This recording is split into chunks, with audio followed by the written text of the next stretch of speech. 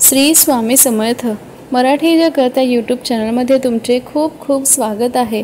जवळच अक्षय तृतीया येत आहे। या अक्षय तृतीयेचे काय महत्त्व आहे आणि अक्षय तृतीयेला आपण काय करत असतो याबद्दलची माहिती या व्हिडिओमध्ये बघूया। अक्षय तृतीया हा दिवस 4 प्रमुख मुहूर्तांपैकी एक आहे।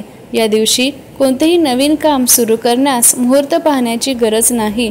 हा दिवस पितरांचा सण आहे, म्हणून या दिवशी दुपारी 12 वाजेनंतर पितरांना अन्नाचा नैवेद्य दाखवावा।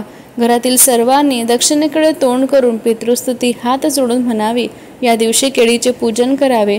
खाली गहू ठेवणे। या दिवशी पितरांना उदक कुंभ स्नान करता। पत्रावळीवर तांदूळ ठेवून त्यावर पाण्याने भरलेला मृत्तिका घट ठेवावा। त्यात गंध, फुले, तीळ, सुपारी, विड्याची पाने, दक्षिणा, पाणी घालावे। घटात सूत्राचे वेष्टन करावे। घटाची पंचोपचार पूजा करून तो ब्राह्मणास दान द्यावा।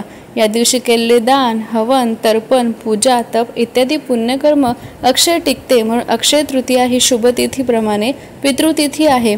पितरांचे ऋण फेडण्याचा हा दिवस आहे। या दिवशी गंगा स्नान, यज्ञहोम, यवभक्षण करावे। पार्वती मातेचा उत्सव सांगता समारंभ निमित्ताने सर्व स्त्रियांनी हळदी कुंकू समारंभ या दिवशी करायचा असतो। अशा प्रकारे श्री स्वामी समर्थ केंद्रानुसार अक्षय तृतीया ही साजरी करायची असते। श्री स्वामी समर्थ।